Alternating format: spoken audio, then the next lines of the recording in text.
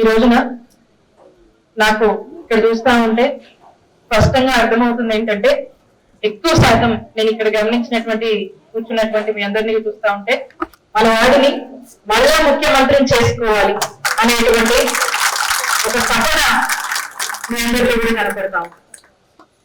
దానికి మేమంతా ఎంత ఇదైనా సరే ఎక్కడ తగ్గకుండా పనిచేస్తాము అనే ఒక ధైర్యాన్ని మా అందరికి కూడా ఇవ్వడానికి మీ అందరూ కూడా ఇక్కడికి వచ్చి దీవించడానికి వచ్చినట్టుగా నాకు స్పష్టంగా అర్థమవుతా ఉంది. ఎందుకంటే మీ అందరి మొహంలో నాకు ఆ చిరునవ్వు అర్థమవుతా ఉంది.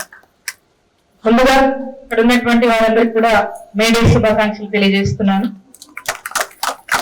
వేదిక మీద మన ఎంపీ అభ్యర్థి గారు ఉన్నారు, రోసయ్య గారు. మా మిర్చి వాళ్ళని అనేసారు, ఖచ్చితంగా వారికి విడుదలని అనుకున్నాం. అలాగే బాబాయ్ భూసిరెడ్డి గారు, మా మాధవరాధ అన్న, అలాగే శివారెడ్డి గారు కానీ కంటే కూడా క్రీడా శివారెడ్డి గారు అంటే ఇక స్టేట్ ఫేమస్.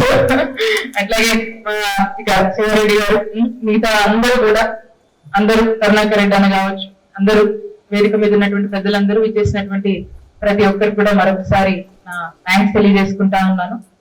మన ఎంపీ అభ్యర్థి గారు రోసయ్య గారు అన్ని విషయాలు క్షుణ్ణంగా డీప్ గా అన్ని కూడా ఎక్స్ప్లెయిన్ చేశారు. సో నేను మీ అందరికి కూడా గుర్తు చేయాల్సినటువంటి అంశాలు ఏంటంటే,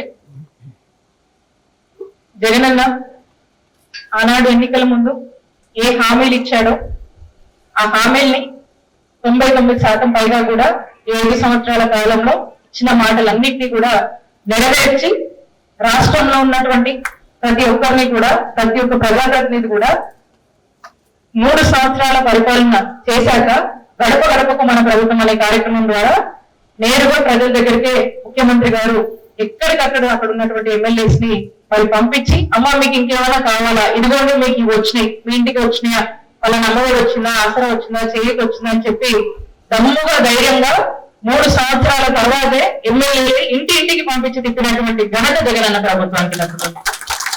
మరి ఆ రోజు నుంచి కూడా అంటే అధికార పార్టీగా ఎమ్మెల్యే ప్రతి ఇంటికి వెళ్ళి మీకు ఇది వచ్చింది కదా ఇంకేం కావాలి అంటే అని అడగాలంటే ఏ రాజకీయ పార్టీ కానీ ఏ రాజకీయ నాయకుడు కానీ అంత సాహసం చేయరు. ఎందుకంటే ఏదో ఒకటి చెప్తానే ఉంటారు కదా అని చెప్పి. కానీ అలా కాకుండా నేరుగా ఇంటికి పంపించి ధైర్యంగా అడిగించి ఆ పనులన్నీ కూడా చేసి పెట్టి మళ్ళా గడప గడప మన ప్రభుత్వం తిప్పి మళ్ళా ఎక్స్ట్రా డెవలప్మెంట్ కి మరి ప్రోత్సహించినటువంటి నాయకత్వం జగన్మోహన్ రెడ్డి గారి నాయకత్వం.